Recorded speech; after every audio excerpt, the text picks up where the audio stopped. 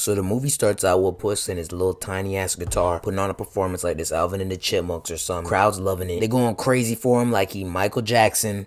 Chanting, cheering, they calling him the fearless hero. Everyone just having a jolly old time. But then they get interrupted by this old white nigga in a wig. He gets mad because Puss throwing a party in his own mansion like this an Airbnb or something. So he sends his guards after him. Puss doing the Puss things he does. He fighting everybody, hitting them with 360 combos, 360 kicks. I don't know how you get pieced up by a cat, but it is what it is. But the music wakes up the little giant, the forest giant outside, and then he start messing shit up. But Puss like, don't even worry about it. He like, launch me.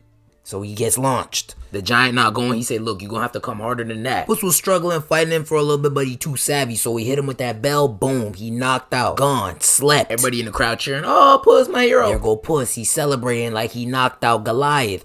Call him David. Boom. He dies. Bell falls right on his head. He wake up in the doctor's office, but he not stressed. The doctor telling Puss, yo, you gotta chill out. But Puss like, what you mean? My name Puss, but I ain't pussy. The doctor like, nah, for real. You don't got it like you used to. So Puss starts thinking how many lives he got left. He died in a bull race. He died in a casino. He died jumping while drunk, but he got blasted from a cannon. Ego lifting. He died from an allergic reaction. He died while cooking. And then finally he died while getting a bell dropped on his dome. Puss realizes he's really living his last life, and the doctor tells him he should retire, but Puss like, nah, I'm not going for none of that. I'm a hero. He visits a bar and finds the big bad wolf. The wolf wants to kill Puss for the sake of reward, but Puss not going, so he say, come here, little boy. But then the wolf say, who you calling little boy? Puss gets tossed and actually starts to feel real fear for the first time in his life, so he dips. So Puss realizes he actually is pussy, and then he buries a little costume. He goes to a cash shelter ran by this lady named Mama Luna.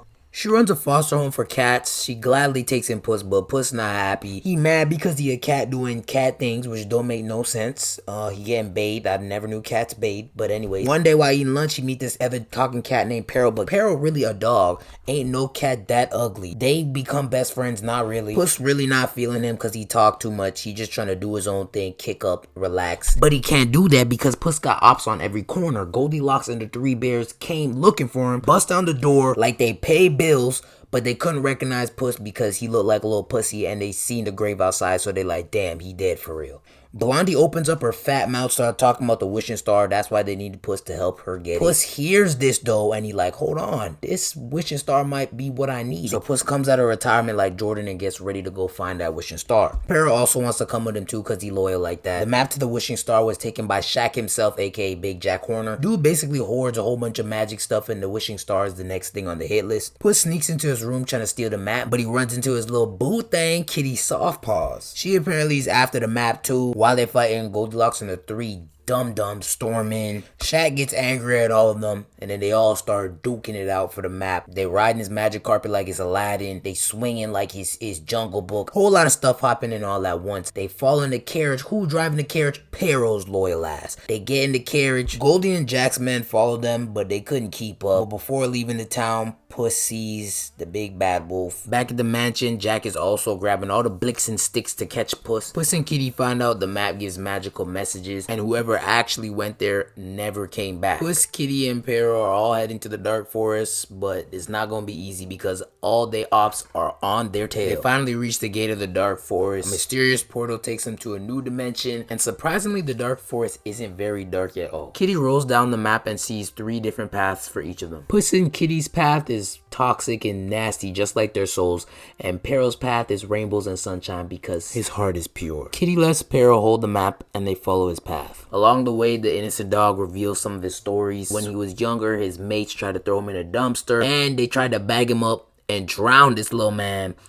He too dumb to realize it, but obviously Kitty and Puss realized that's attempted murder. After a while, they reach their first stop. It's actually pretty beautiful. It's a pocket of posies, a whole bunch of roses. Puss and Kitty get caught by the roses because the roses can smell their nasty, stinky, toxic spirits, but Peril, with his kind soul, leads them through it, and they follow his lead. Meanwhile, Goldie and the bears are following them, but they get attacked by Bigfoot. Jack enters the pocket of posies, but he don't got time for that BS, so he burns that whole bitch down. He not playing with them roses. Meanwhile, Puss and the gang, they reach the river of relaxation. Kitty gives him a little trim and a little knife. So Puss throws away the little punk ass stick sword, but dumb Peril jumps in the water to get it. But instead he gets captured by Jack. Blondie's also there. The place turns into a WWE brawl Goldie catches the map. She tries to run away with it. Suddenly among the trees, Puss notices the big bad wolf. His body starts to freeze up like little puss cat he is. He runs away, but Peril follows him and calms him down.